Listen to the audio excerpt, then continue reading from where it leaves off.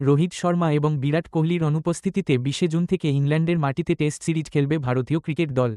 সেই সিরিজের জন্যই স্কোয়াদ ঘোষণা করে দিল বোর্ডের নির্বাচক কমিটি। কদিন আগেই রোহিত শর্মা এবং বিরাট কোহলি পরপর অবসর ঘোষণা করেন টেস্ট ফরম্যাট থেকে, যা দেখে অনেকেই অনুমান করেছেন যে বিসিসিআইয়ের নির্বাচক বা কোচের চাপেই তাদের হয়তো এমন সিদ্ধান্ত নিতে হয়েছে। এই আবহেই ভারতীয় দলের অধিনায়ক কে হবেন সেই নিয়ে তুমুল জল্পনা চলছিল।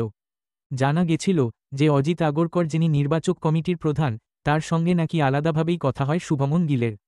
তবুও বিরাটের ব্যাটিং পজিশনে কে খেলবেন সেই নিয়েও একটা প্রশ্ন ছিল। সব উত্তর পাওয়া গেল শনিবারের বৈঠকে। ছিলেন নির্বাচক কমিটির চেয়ারম্যান অজিত আগরকর, বিসিসিআইয়ের সচিব দেবজিৎ সাইকিয়ারা। এদিন দুপুরের দিকে বিসিসিআইয়ের সদর দফতরে নির্বাচক কমিটি ইংল্যান্ড সিরিজের দল বাছাই করে নিলেন। শুভমন গিল ক্যাপ্টেন, ঋষভ পন্ত, যশস্বী জয়সওয়াল, অভিন্নু ঈশ্বরন, নীতিশ কুমার রেড্ডি, লোকেশ রাহুল, সাই সুদর্শন, করুণ নায়ার, রবীন্দ্র জাদেজা, ধ্রুব জুরেল, ওয়াশিংটন সুন্দর, কুলদীপ যাদব, মোহাম্মদ সিরাজ, শার্দুল ঠাকুর, যশপ্রীত বুমরাহ, আকাশদীপ, আর্শদীপ সিং, প্রসিদ্ধ কৃষ্ণা।